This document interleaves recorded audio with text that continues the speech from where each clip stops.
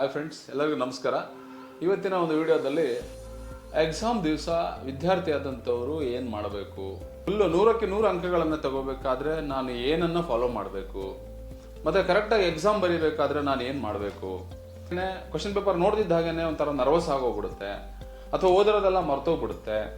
ನಾಳೆ ಎಕ್ಸಾಮ್ ಇದೆ ಅಂದರೆ ಇವತ್ತೇ ಭಯ ಆಗ್ಬಿಡುತ್ತೆ, ಅಥವಾ ಎಕ್ಸಾಮಲ್ಲಿ ನಾನು ಬರೆದಿರೋದು ಸರಿಯೋ ತಪ್ಪು ಅನ್ಕೊಂಡಷ್ಟು ಮಾರ್ಕ್ಸ್ಗಳು ನನಗೆ ಬರುತ್ತೋ ಇಲ್ಲೋ ಅಂತ ಭಯ ಸ್ಟಾರ್ಟ್ ಆಗುತ್ತೆ. ನೀವು ಓದ್ಕೊಂಡಿರೋ ಪ್ರಶ್ನೆಗಳು ಬರುತ್ತೋ ಇಲ್ಲೋ ಅನ್ನೋದು ಭಯ ಸ್ಟಾರ್ಟ್ ಆಗುತ್ತೆ.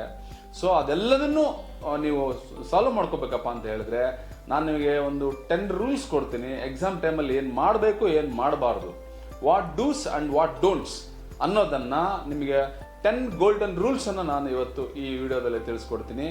ಸೊ ನೀವುಗಳು ಈ 10 ಗೋಲ್ಡನ್ ರೂಲ್ಸ್ ಅನ್ನ ಫಾಲೋ ಮಾಡಿದ್ರೆ ಖಂಡಿತವಾಗ್ಲೂ ನೀವು ನಿಮ್ಮ ಎಕ್ಸಾಮ್ ಅಲ್ಲಿ ಔಟ್ ಆಫ್ ಔಟ್ ಸ್ಕೋರ್ ಮಾಡೋದ್ರಲ್ಲಿ ಯಾವುದೇ ಡೌಟ್ ಬೇಡ. ಆ ಗೋಲ್ಡನ್ ರೂಲ್ಸ್ ಗಳು ಏನು ಅನ್ನೋದನ್ನ ಒಂದೊಂದಾಗಿ ನೋಡ್ತಾ ಹೋಗೋಣ. ಮೊದಲನೇದಾಗಿ, ನೀವು ಎಕ್ಸಾಮ್ ಇದೆ ಅಂತ ಹೇಳಿದ್ರೆ ಆ ಎಕ್ಸಾಮ್ಗೆ ಪ್ರಿಪೇರ್ ಆಗಬೇಕಾಗುತ್ತೆ. ಈಗ ಏನಂತ ಹೇಳಿದ್ರೆ, ಈಗ ನಿಮಗೆ ಏಪ್ರಿಲ್ ಮೇನಲ್ಲಿ ಎಕ್ಸಾಮ್ಸ್ ಅಥವಾ ಮಾರ್ಚ್ ಅಲ್ಲಿ ಎಕ್ಸಾಮ್ ಸ್ಟಾರ್ಟ್ ಆಗುತ್ತೆ. ಕೆಲ ಪರೀಕ್ಷೆಗಳು ಪ್ರಾರಂಭವಾಗೋದಕ್ಕಿಂತ ಮುಂಚೆ ನೀವು ಒಂದಷ್ಟು ಪ್ರಿಪರೇಷನ್ಗಳನ್ನು ಮಾಡ್ಕೋಬೇಕಾಗುತ್ತೆ. ಅಬ್ದುಲ್ ಕಲಾಂ ಒಂದ್ ಕಡೆ ಒಂದು ಮಾತು ಹೇಳ್ತಾರೆ, ನೀವು ನಿಮ್ಮ ಜೀವನವನ್ನು ಬದಲಾಯಿಸಲು ಸಾಧ್ಯವಿಲ್ಲ, ಆದರೆ ನೀವು ನಿಮ್ಮ ಹವ್ಯಾಸಗಳನ್ನು ಬದಲಿಸಿಕೊಂಡರೆ ನೀವು ನಿಮ್ಮ ಜೀವನವನ್ನು ಬದಲಾಯಿಸಿಕೊಳ್ಳಬಹುದು. ಏನು ಹವ್ಯಾಸಗಳನ್ನು ಬದಲು ಮಾಡ್ಕೋಬೇಕು ಈ ಎಕ್ಸಾಮ್ ಟೈಮಲ್ಲಿ ಅಂತ ನಾನು ಹೇಳೋದಾದ್ರೆ, ಮೊದಲನೇದಾಗಿ ನಿಮ್ಮ ಹ್ಯಾಬಿಟ್ 6 ಗಂಟೆ ಮೇಲೆ ಎದ್ದಾಳೋದಿದ್ರೆ ಅದನ್ನ ಇಮ್ಮಿಡಿಯೇಟ್ ಆಗಿ ಚೇಂಜ್ ಮಾಡ್ಕೋಬೇಕು. The golden rule of A very good student ಏನಪ್ಪಾ ಅಂತ ಹೇಳಿದ್ರೆ, ಬೆಳಿಗ್ಗೆ 5 ಗಂಟೆಗೆ ಎದ್ದಾಳೋದು. ಸೂರ್ಯ ನನಗೋಸ್ಕರ ಎದ್ದಾಳ್ತಾನೆ ಅನ್ನೋ ಭಾವನೆಯಿಂದ ನೀನು ಎದ್ದಾಳಬೇಕು. ಗೋಲ್ಡನ್ ರೂಲ್ ನಂಬರ್ 2, ನೀನು ಯಾವಾಗಲೂ ಕೂಡ ನಿನ್ನ ಬಗ್ಗೆ ನೀನು ಅಪ್ರಿಷಿಯೇಷನ್ ಮಾಡ್ಕೊತಾ ಇರೋವಂಥದ್ದು. ನಾನು ಎಲ್ಲದರಲ್ಲೂ ಫಸ್ಟ್ ಬರ್ತೇನೆ, ನನಗೆ ಒಳ್ಳೆ ಕಾನ್ಫಿಡೆನ್ಸ್ ಇದೆ, ನಾನು ಅತ್ಯಂತ ಉತ್ತಮವಾದಂಥ ವಿದ್ಯಾರ್ಥಿ, ನನ್ನ ಹ್ಯಾಂಡ್ ರೈಟಿಂಗನ್ನು ನಾನು ಇವತ್ತಿನಿಂದ ಚೇಂಜ್ ಮಾಡ್ಕೊಳ್ತೇನೆ, ನಾನು ನನ್ನ ಬರವಣಿಗೆಯನ್ನು ಅಂದವಾಗಿ ಇಟ್ಕೊಳ್ಳೋಕ್ಕೆ ಇವತ್ತಿಂದ ನಾನು ಪ್ರಯತ್ನ ಮಾಡ್ತೇನೆ, ನಾನು ಸಬಲವಾದಂತಹ ಮನಸ್ಥಿತಿಯನ್ನು ಹೊಂದಿದ್ದೇನೆ, ನಾನು 100ಕ್ಕೆ 100 ಅಂಕಗಳನ್ನು ತೆಗೆದುಕೊಳ್ಳೋದ್ರಲ್ಲಿ ಯಾವುದೇ ಡೌಟ್ ಇಲ್ಲ. So I am the hero of my own story. ನಾನು ಈ ರೀತಿಯಾದಂತಹ ಒಂದು ರಿವಾರ್ಡ್ ಅನ್ನ ನಿಮಗೆ ನೀವೇ ಕೊಡ್ತಾ ಹೋದಂತೆಲ್ಲ ನಿಮ್ಮ ಒಳಗಡೆ ಒಂದು ಆತ್ಮವಿಶ್ವಾಸ ಬೆಳೀತಾ ಹೋಗುತ್ತೆ. ಅಂಡ್ ಪಾಯಿಂಟ್ ನಂಬರ್ 3, ಎಕ್ಸಾಮ್ ಪ್ರಿಪರೇಷನ್ಗೆ ಬಹಳ ಮುಖ್ಯವಾಗಿ ನೀವು ಒಂದು ವೇಳಾಪಟ್ಟಿಯನ್ನ ಮಾಡ್ಕೋಬೇಕಾಗುತ್ತೆ. ಎಲ್ಲರಿಗೂ ಇರೋದು 24 ಗಂಟೆ ಟೈಮು. ಒಬ್ಬ ಸಾಧಕನಿಗೆ ಇರತಕ್ಕಂತಹದ್ದು ಕೂಡ 24 ಗಂಟೆ ಟೈಮು.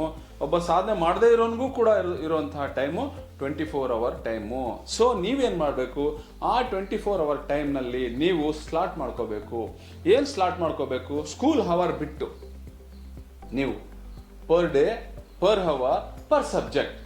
ಇದು golden rule number 3. Rule number 4 ಏನು, ಮಾಡ್ಕೊಂಡಿರೋ ಟೈಮ್ ಟೇಬಲ್ ಅನ್ನ ಕಡ್ಡಾಯವಾಗಿ ಫಾಲೋ ಮಾಡಬೇಕು. ಏನು ಕಡ್ಡಾಯವಾಗಿ ಫಾಲೋ ಮಾಡಬೇಕು ಅಂತ ಹೇಳಿದ್ರೆ, ಸರ್ ಬೆಳಗ್ಗೆ ನಾನು 5 ಗಂಟೆಗೆ ಎದ್ದಾಳ್ಬೇಕಂತ ಅನ್ಕೊಂಡಿರ್ತೀನಿ, ಆದ್ರೆ ಅಲಾರಾಮ್ ಹೊಡಿತೆ, ಚಳಿ ಇದೆ, ಏನೋ ಕಾರಣ ಅಂತ ನಾನು ಅಲಾರಾಮ್ ಬೆಲ್ ಹೊಡೆದು ಮತ್ತೆ ಮಲಗಿದ್ರೆ ಅದು ಯಾವ ಕಾರಣಕ್ಕೂ ಸಾಧ್ಯ ಆಗೋದಿಲ್ಲ. ಆ ಒಂದು ಟೈಮ್ ಟೇಬಲ್ ಅನ್ನ ನೀನು ಅಚ್ಚುಕಟ್ಟಾಗಿ ಸ್ಟಾಟಿಸ್ಟಿಕ್ ಆಗಿ ಪ್ಲಾನ್ ಮಾಡಿಕೊಂಡು ಒಂದು 10 ನಿಮಿಷ 15 ನಿಮಿಷ ಪ್ರೇಯರು, ಒಂದು ಅರ್ಧ ಗಂಟೆ ಕಡ್ಡಾಯವಾಗಿ ಯೋಗ, ಧ್ಯಾನ, ಪ್ರಾಣಾಯಾಮ, ಸೊ ಇಂತಹ ಒಂದು ಅಭ್ಯಾಸಗಳನ್ನು ರೂಢಿಸ್ಕೊಳ್ಳೋದು. ಆಮೇಲೆ ವಿಧವಾದಂತಹ ಒಂದು ಸ್ಟಡಿ ಸ್ಕಿಲ್ಗಳ ಮೂಲಕ ನೀನು ಅಧ್ಯಯನ ಮಾಡ್ತಕ್ಕಂತಹ ರೀತಿನಲ್ಲಿ ಆ 24 ಅವರ್ ಸಮಯ ಎಲ್ಲೂ ಹಾಳಾಗದಿರೋ ಹಾಗೆ ನೀನು ಟೈಮ್ ಟೇಬಲ್ನ ಸೆಟ್ ಮಾಡ್ಕೋಬೇಕು.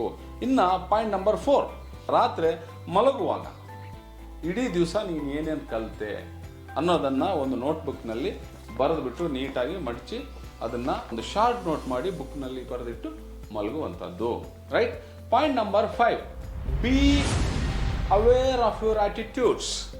ನಿಮ್ಮ ಆಟಿಟ್ಯೂಡ್ಗಳ ಬಗ್ಗೆ ನಿಮಗೆ ಒಂದು ಜಾಗೃತಿ ಇರಬೇಕು. ಏನು be aware of your attitudes ಅಂದರೆ, ನೀವು ಯಾರೊಟ್ಟಿಗೋ ಏನೋ ಮಾತಾಡ್ತೀರಾ, ಅವ್ರು ಹೇಳ್ತಾರೆ, ಅವ್ನು ತುಂಬ ಚೆನ್ನಾಗಿ ಓದ್ತಾನೆ ಕಣೋ, ಇವನು ಸಾಧ್ಯನೇ ಇಲ್ಲ ಬಿಡೋ, ಅವನು ಬೀಟ್ ಮಾಡೋಕ್ಕಾಗಲ್ಲ, ಸೊ ಅಥವಾ ಇನ್ನೊಂದು ಏನೋ ಒಂದು ಗಾಸಿಪ್ ವಿಷಯಗಳಿಗೆ ನೀವು ಕಿವಿಗೊಡುವಂಥದ್ದು, ಅಥವಾ ನೀವು ಗೊತ್ತಿಲ್ಲದೇನೋ ಇನ್ನೊಬ್ರ ಹತ್ರ ಸಲಿಗೆಯಿಂದ ಮಾತಾಡ್ತಕ್ಕಂಥದ್ದು. ಸೊ ಈ ಥರ ಬೇರೆ ಬೇರೆ ಟೈಮ್ ಇದೆ ಬಿಡು ಹೆಂಗೋ ಅಂತ ಹೇಳಿ ಏನೋ ಮೊಬೈಲಲ್ಲಿ ಏನೋ ನೋಡ್ಕೊಂತ ಕೂತ್ಕೊಂಡು ನೀವು ಕಾನ್ಸಂಟ್ರೇಷನ್ ಡೈವರ್ಟ್ ಮಾಡ್ಕೊಳ್ಳೋದು.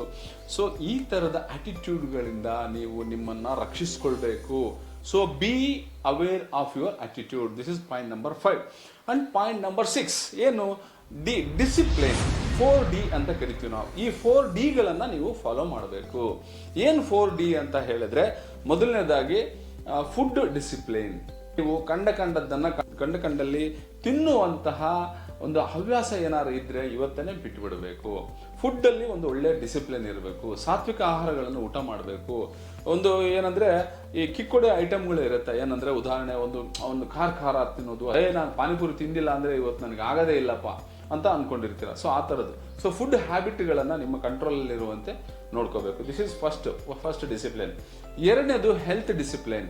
ಏನಪ್ಪ, ಯಾವುದೇ ಕಾರಣಕ್ಕೂ ನಿನ್ನ ಹೆಲ್ತು ಕೆಟ್ಟೋಗದಿರೋ ರೀತಿಯಲ್ಲಿ ನೀನು ಅದನ್ನು ಮೇಂಟೈನ್ ಮಾಡಬೇಕು. ಫಸ್ಟ್ ಒಂದು ಫುಡ್ ಡಿಸಿಪ್ಲಿನ್, ಎರಡನೇದು ಹೆಲ್ತ್ ಡಿಸಿಪ್ಲಿನ್, ಮೂರನೇದು ಸ್ಟಡಿ ಡಿಸಿಪ್ಲಿನ್. ಸಂಜೆ 4 ಗಂಟೆಯಿಂದ 5 ಗಂಟೆಗೆ ನೀನು ಕನ್ನಡ ವಿಷಯವನ್ನು ಅಥವಾ ಹಿಂದಿ ವಿಷಯವನ್ನು ಓದಬೇಕು ಅಂತ ನೀನೊಂದು ಟೈಮ್ ಟೇಬಲಲ್ಲಿ ಫಿಕ್ಸ್ ಮಾಡ್ಕೊಂಡಿದ್ರೆ, ನೀನು 4 ಗಂಟೆಯಿಂದ 5 ಗಂಟೆಯಲ್ಲಿ ನೀನು ಹೋಗಿ ಫಿಲ್ಮ್ ಥಿಯೇಟ್ರಲ್ಲಿ ಕೂತಿದ್ರು ಕೂಡ 4 ಗಂಟೆ 5 ಗಂಟೆ ಟೈಮಲ್ಲಿ ನಿನಗೆ ಆ ವಿಷಯದೇ ನಿನಗೆ ಜ್ಞಾಪಕ ಆಗ್ತಿರಬೇಕು. ಫಸ್ಟ್ ಒಂದು ಫುಡ್ ಡಿಸಿಪ್ಲಿನ್, ಎರಡನೇದು ಹೆಲ್ತ್ ಡಿಸಿಪ್ಲಿನ್, ಮೂರನೇದು ಸ್ಟಡಿ ಡಿಸಿಪ್ಲಿನ್, ಫೋರ್ತ್ ಒಂದು ಸೆಲ್ಫ್ ಡಿಸಿಪ್ಲಿನ್. ಏನಪ್ಪ ಸೆಲ್ಫ್ ಡಿಸಿಪ್ಲಿನ್ ಸರ್ ಎಲ್ಲ ಹೇಳಿ ಮತ್ತೆ ಇದ್ಯಾಕೆ ಹೇಳ್ತೀರಾ? Self discipline is also very important. ನೀನು ನೀಟಾಗಿರುವಂಥದ್ದು, ನೀಟಾಗಿ ನೀನು ನಿನ್ನ ದೈಹಿಕ ಮಾನಸಿಕ ಆರೋಗ್ಯವನ್ನು ಕಾಪಾಡಿಕೊಳ್ಳುವಂಥದ್ದು ಕೂಡ ಇದು ಒಂದು ಡಿಸಿಪ್ಲಿನಲ್ಲಿ 4Dನಲ್ಲಿ ಬರುತ್ತೆ. ಪಾಯಿಂಟ್ ನಂಬರ್ 7 ಏನು? Use 21st century learning styles. 21ನೇ ಶತಮಾನದ ಕಲಿಕೆಯ ವಿಧಾನಗಳನ್ನು ನಿಮ್ಮ ಅಧ್ಯಯನದಲ್ಲಿ ಅಳವಡಿಸ್ಕೊಳ್ಳಿ. ಈಗ ಏನಾಗಿದೆ, ಸ್ಮಾರ್ಟ್ ಸ್ಟಡಿ ಅಂತ ಬಂದಿದೆ. ಏನಪ್ಪ ಸ್ಮಾರ್ಟ್ ಸ್ಟಡಿ ಅಂದರೆ, ನೀನು ಇಡೀ ದಿವಸ ಎಲ್ಲ ಓದಿರ್ತೀಯ, ಆದರೆ ಏನೂ ನೆನಪಿರಲ್ಲ. ಆದರೆ ನೀನು ಒಂದೇ ಪೇಜ್ ಓದು. ಒಂದು ಪೇಜ್ ಓದಿದ ಮೇಲೆ ಅದನ್ನು ಬುಕ್ ಮುಚ್ಚಿಟ್ಟು ನೀನು ಅದನ್ನು ರಿಮೆಂಬರ್ ಮಾಡ್ಕೋ. ಅದಕ್ಕೆ ಒಂದು ಮೆಥಡ್ ಇದೆ. ಏನಪ್ಪ ಅಂದರೆ 3R ಮೆಥಡ್ ಅಂತ. ಸುಮಾರು ಮೆಥಡ್ಗಳಿದೆ. ನಾನು ನಿಮಗೆ ಈ ಒಂದು ಪಾಯಿಂಟಲ್ಲಿ 3R ಮೆಥಡ್ ಅಂತ ಹೇಳ್ಕೊಡ್ತೀನಿ. ಫಸ್ಟ್ R ಬಂದ್ಬಿಟ್ಟು ನೀನು ಒಂದು ಬುಕ್ನ ರೀಡ್ ಮಾಡಬೇಕು. ಓಕೆ, ಆಮೇಲೆ ಅದನ್ನು ಮುಚ್ಚಬೇಕು. ಅದನ್ನು ಎರಡನೇದಾಗಿ ರಿಜಿಸ್ಟರ್ ಮಾಡ್ಕೋಬೇಕು. This is second R. ಮೂರನೇದೇನು? You must write. ನೋಡ್ಲಾರ್ದಂಗೆ ಬರೀಬೇಕು. ಇದು 3R ಏನಿದೆ, ಇದು ಗೋಲ್ಡನ್ ರೂಲು. ನಿಮಗೆ ಅತ್ಯಂತ ಬ್ಯೂಟಿಫುಲ್ ಆಗಿ ನೀವು ಎಕ್ಸಾಮ್ ಪ್ರಿಪ್ರೇಷನ್ ಮಾಡ್ಕೊಳ್ಳೋಕ್ಕೆ ನಿಮಗಿದು ಹೆಲ್ಪ್ ಆಗುತ್ತೆ. ದೆನ್ ಪಾಯಿಂಟ್ ನಂಬರ್ 8 ಬನ್ನಿ. ಇನ್ನು ಎಕ್ಸಾಮ್ ಹೋಗೋಕ್ಕಿಂತ ಮುಂಚೆ ಏನು ಮಾಡಬೇಕು? ಅವತ್ತಿನ ದಿವಸ ನೀವು ಯಾವುದೇ ಕಾರಣಕ್ಕೂ ಯೂನಿಫಾರ್ಮ್ ಇಲ್ದೇ ಹೋಗಬಾರ್ದು. ಅವತ್ತು ಎಕ್ಸಾಮ್ ಹೋಗೋ ದಿವಸ ನೀವು ಯೂನಿಫಾರ್ಮ್ ಹಾಕ್ಕೊಂಡೇ ಹೋಗಬೇಕು. ಹಾಕಿದರೆ ಬಹಳ ಒಳ್ಳೆಯದು. ಎರಡನೇದಾಗಿ ಎಕ್ಸಾಮ್ ಹೋಗುವಾಗ ನೀವು ಆರಾಮಾಗಿ ಪ್ರೇಯರ್ ಮಾಡಿಕೊಂಡು ಆರಾಮಾಗಿ ಹೆಂಗೆ ಡೈಲಿ ಇರ್ತೀರೋ ಹಂಗೆ ಆರಾಮ್ ತಿಂಡಿ ತಿಂದ್ಕೊಂಡು half an hour before exam ಹೋಗೋದು ಬಹಳ ಒಳ್ಳೆಯದು.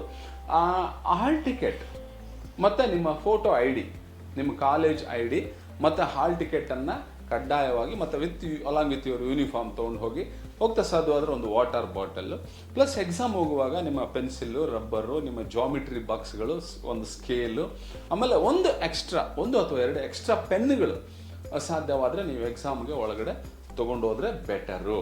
ಇನ್ನು ಎಕ್ಸಾಮ್ ಒಳಗಡೆ ಬಂದ್ರಿ. This is point number 9. Exam ಒಳಗಡೆ ಕೂತ ತಕ್ಷಣ, ಪೇಪರ್ ನೋಡಿದ ತಕ್ಷಣ ಗಾಬರಿ ಆಗುವಂಥದ್ದು, ಅಯ್ಯೋ ನನಗಿದು ಬರಲ್ಲ ಅಂತೇಳಿ ಟೆನ್ಷನ್ ಮಾಡಿಕೊಂಡು ಎಲ್ಲ ಇದನ್ನು ಮರಿಬಾರ್ದು. ಅದಕ್ಕೆ ಏನು ಮಾಡಬೇಕು? ಎಕ್ಸಾಮ್ ಪೇಪರ್ ಕಾಮಾಗಿ ನೋಡಬೇಕು. ಎಕ್ಸಾಮ್ ಸೀಟಲ್ಲಿ ಕೂತ ತಕ್ಷಣ ಫಸ್ಟ್ ರಿಲ್ಯಾಕ್ಸ್ ಮಾಡಬೇಕು. ಒಂದು 5 ಮಿನಿಟ್ಸ್ ರಿಲ್ಯಾಕ್ಸ್ ಮಾಡಬೇಕು. ಕೂತು ಕ್ವಶನ್ ಪೇಪರ್ ನೋಡಬೇಕು ಆರಾಮಾಗಿ. ಇದೆಲ್ಲ ಬಂದಿದೆ, ಓಕೆ ನೋಡೋಣ ಅಂತ ಆರಾಮಾಗಿ ನೋಡಿಕೊಂಡು ಫಸ್ಟು 5 ನಿಮಿಷ ನೀವು ಕ್ವಶನ್ ಪೇಪರ್ನ ರೀಡ್ ಮಾಡಬೇಕು. ನೀವು ಹಂಗೆ ಫಸ್ಟ್ನೇ ಕ್ವಶನ್ ನೋಡ್ತಿದ್ದಾಗೇನೋ ನನಗಿದು ಬರುತ್ತೆ ಅಂತೇಳಿ ಪೆನ್ನು ಪೇಪರ್ ತೊಗೊಂಡು ಹಂಗೆ ಟಕ ಬರೆಯೋಕ್ಕೆ ಪ್ರಾರಂಭ ಮಾಡಬಾರ್ದು. ಸಮಾಧಾನ ಏನೂ ಆಗಲ್ಲ. 5 ನಿಮಿಷ ನೀವು ಕೂತ್ಕೊಂಡು ಎಲ್ಲದನ್ನು ತಿರುಗಾಕಬೇಕು. ಈ ಒಂದು ಕ್ವಶನ್ ಪೇಪರಲ್ಲಿ ನಿನಗೆ ಯಾವುದು ಫಸ್ಟ್ ಬರುತ್ತೆ, ಚೆನ್ನಾಗಿ ಆನ್ಸರ್ ಬರುತ್ತೆ, ಅದನ್ನು ಫಸ್ಟ್ಗೆ ಬರೀಬೇಕು.